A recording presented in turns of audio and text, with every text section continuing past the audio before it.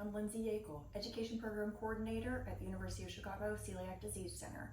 And every month I put together a video on some sort of cooking. Today we're going to be baking. We're going to do a flourless chocolate cake. So this is something that is naturally gluten-free. It is a cake that's existed forever, has nothing really to do with gluten-free and celiac disease and those things, but coincidentally is delicious and works great for those of us who do have to eat gluten-free. So today that's what we're going to make, flourless chocolate cake. It comes together pretty quickly, pretty easily, doesn't require a lot of ingredients, most of which you actually probably already have at home. So let's go ahead and get started. The first thing we want to do is preheat our oven, 350 degrees. The cake will bake in a springform pan. This might be the one thing that you don't happen to have at home. You can buy springform pans. They're the kind that have the locking and unlocking sides, so that once the cake has baked, you can easily open the side, take this off, your cake still sits here. So that's going to be one thing that you do definitely need. So if you don't have it, you'll want to get one. This recipe calls for a 10-inch. That's a pretty big one. It's a large recipe. It makes a good amount. And so that's the springform pan. We also need a sheet pan. Springform pan sits on the sheet pan when it bakes in the oven. Parchment paper. You may or may not have that. We're going to need a piece of parchment paper because we are going to line this pan to make sure that our cake doesn't stick to the bottom. So we're lining the bottom. We're also going to go ahead and either butter or spray or whatever it is that you prefer to make sure that it's not sticking. I use a spray. It's an avocado oil spray that it's just what I prefer. You can spread butter in there. You can do whatever you like best, but I'll use a spray. So what I'm doing is I'm folding the parchment paper, and what you can do is then hold it pretty much where you believe the center is of your pan. Get a rough idea of that, and then cut it. And you're gonna just already have your circle to go in. Now mine's a little bit too big because I'm moving quickly, but we're going to trim that up just a little bit shorter. And again, I'm going to eyeball that. No wonder it was too big. A decent amount off. Anyhow, so what happens when you fold it in that kind of way that I just did is it gives you a chance of there. Much better. Okay, so what I'm going to do is I'm going to go ahead and spray the pan. The springform pan. I don't need to do anything to treat this. So springform pan, I'm going to go ahead and spray the bottom. I do this over the sink just so the spray doesn't end up all over my house. So I'm going to go ahead and do that, and then that helps my parchment paper just kind of stay put. Stay down there in the bottom nicely. And you want to do this part before you start making the actual cake. You want everything ready to go in advance. I'm going to go ahead and spray that parchment now too. That's it. So that's ready to go. I'm going to go ahead and get this out of the way. Okay, so the next steps, I'm actually going to be over here at the food processor. I apologize in advance if it gets loud. It's going to. The food processor is just loud. So we're going to take 16 ounces of semi-sweet chocolate chips. If you like a dark chocolate, use a darker chocolate. If you like a milk chocolate, use a milk chocolate. But keep in mind, with milk chocolate and the amount of sugar that is called for, it probably will be a lot sweeter. So, you know, I like the kind of in between. I think it works for everybody, the semi-sweet chips and the sugar. So it's 16 ounces of semi-sweet chocolate chips and 1.5 cups of sugar. We're going to mix those together, process those together over here in the food processor until it's kind of a sandy texture. The chocolate chips are broken up and mixed well with the sugar. I've got everything pre-measured. I always do that when I'm doing these cooking things because nobody wants to watch me measure things.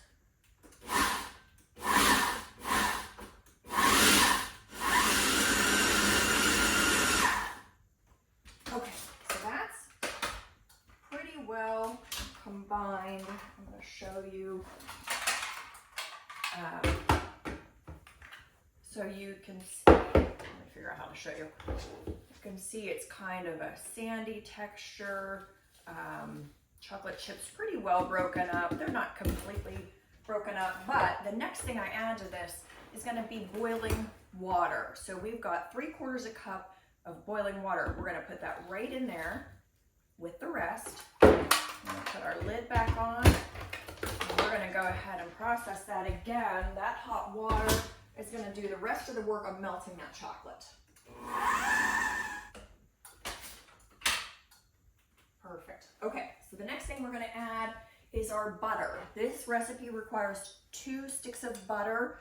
I've got the 2 sticks here. I did chop them into pieces, you know, maybe a tablespoon each, just to help it process. And we want to get that in there while everything is still hot from that water that we put in.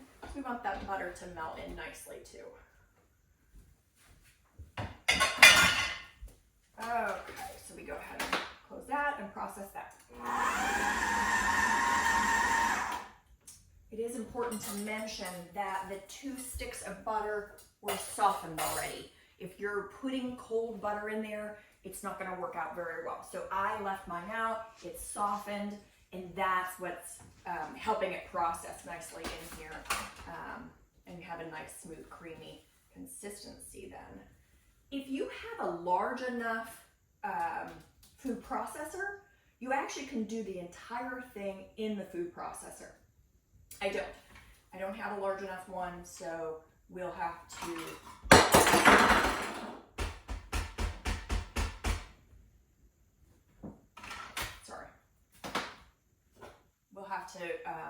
take mine out of the food processor, put it into the bowl to finish.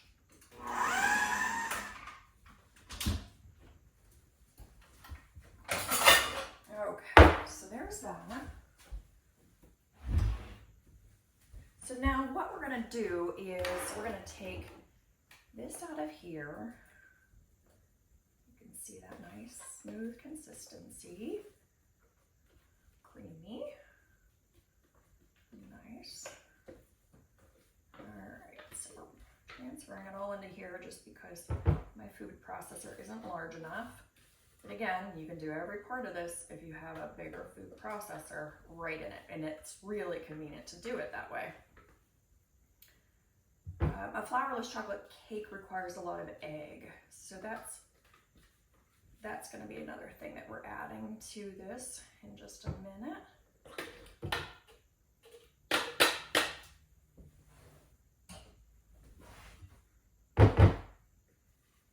Get every bit out of here. Okay.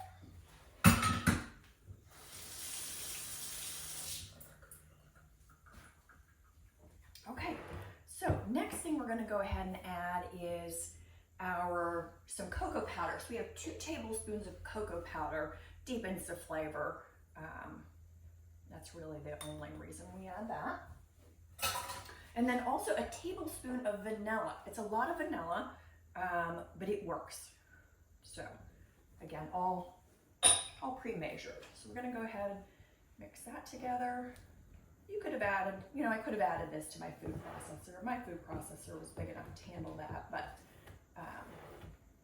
it's also fine to just mix it this way. Anyhow, and you don't have to be careful about your mixing here. It's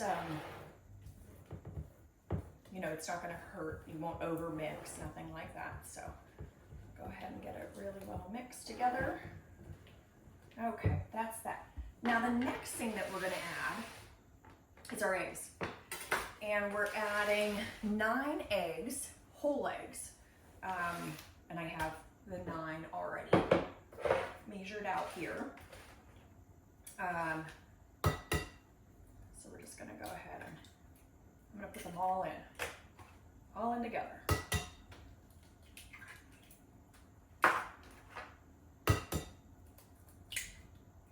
I'm large eggs. Generally, when you're baking and things call for eggs, it's usually large eggs. 5,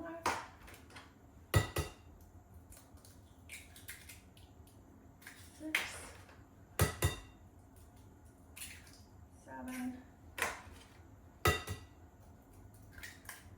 8. If you are worried about your ability to crack eggs without getting shells, do it into a separate container, a bowl. And then if you get shells in there, it's easy enough to just pull them right out before it goes into the batter. I'm gonna go ahead and give my fingers a rinse. Make sure there's no egg on there. Okay, so the next thing we're gonna do is start working on mixing these eggs in, and we wanna make sure they're mixed in really, really well. And I'm gonna start with the spatula here, and then I'll probably switch over to a whisk once it's thinned out enough that the whisk will actually work. Anyhow, again, you can see that this would be a really nice, easy process if you have your food processor that's big enough to hold it all. Makes it so quick and so easy. Okay, we're gonna go ahead and switch to the whisk and really get it mixed together nicely.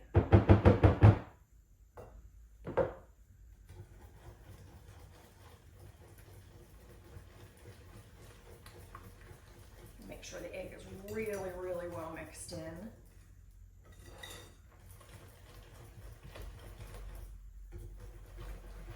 I think if I remember right, for this recipe, you need a food processor that's no less than 9-cup capacity. If I remember correctly. I used to have a food processor that would hold it all, and it was a large food processor. This one's a bit smaller, so it doesn't hold it all. I think it was an 8 or 9 cup that worked for this recipe. Okay, so we've got that really well mixed now. Everything's come together.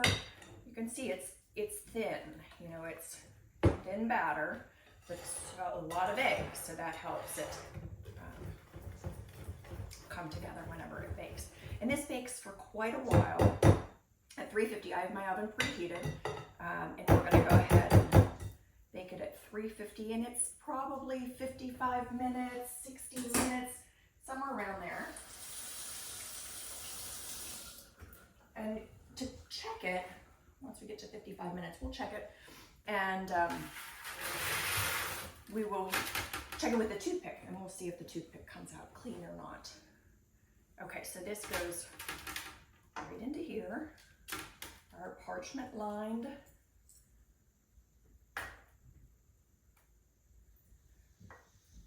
springform pan. Everything in.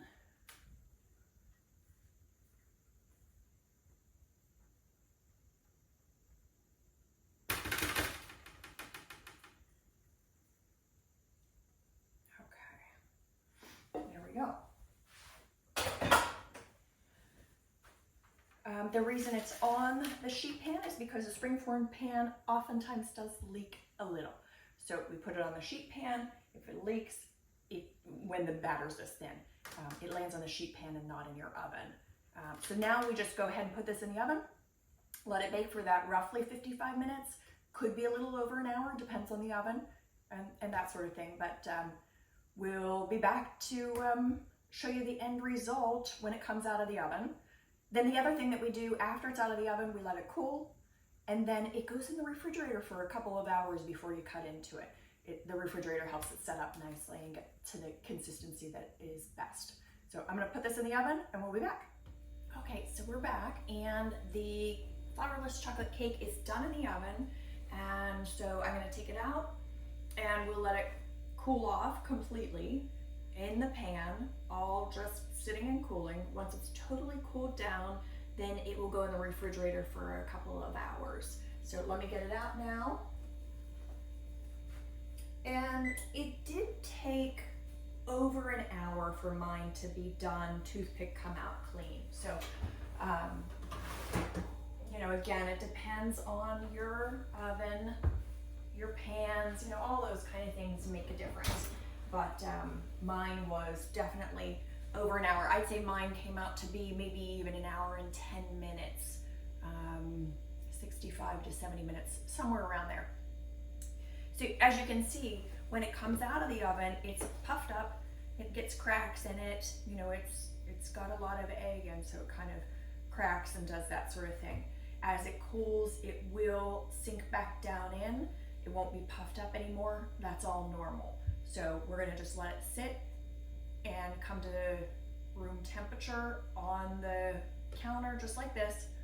Once it's cooled down, then we actually will transfer it into the refrigerator, and it will sit in the refrigerator for about, I'd say 2 to 3 hours before it's totally done. And so I will show you the finished product whenever it's done cooling in the fridge. Okay, so our cake is finished, our flourless chocolate cake. You can see it gets big cracks in it, and it's very rustic looking, which is fine with me. I actually kind of like it. So what we do is we just go ahead and cut through it. Cuts very easily. You won't have any issue with that. It's chilled, so it also comes away from the knife nicely.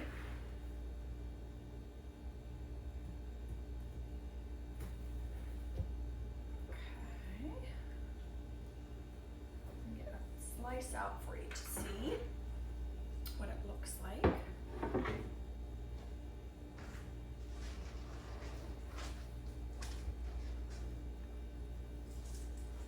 Hopefully it comes out nicely.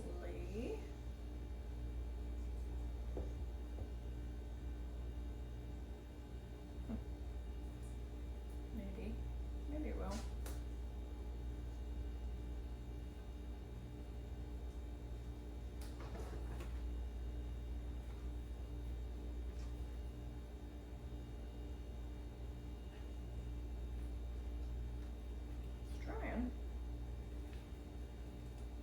First piece is never very nice, that's for sure.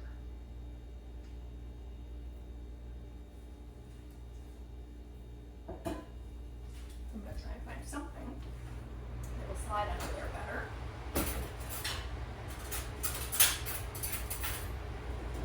Because it's just a couple of forks.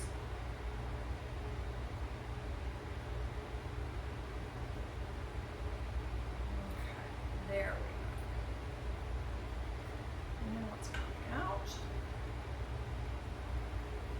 There we go.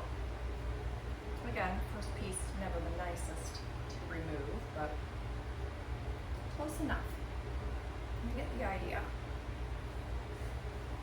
Okay, so I'm going to bring this closer so you can see the consistency of the cake. It's kind of fudgy. Again, it's flourless. So that's it. That's what it looks like, all finished. And it's very rich, and again, it kind of has a fudginess to it that is really nice. So this is a traditional flourless chocolate cake, not specifically made to be gluten-free, it just happens to be gluten-free. This is really nice if you put a little bit of a raspberry sauce on, a little bit of whipped cream, maybe strawberries with it. Those kind of things are really good with this cake as well. A little dusting of powdered sugar, anything you want to do to dress it up. So that's it. That's our flourless chocolate cake. Hope you enjoyed, and we'll do it again next month.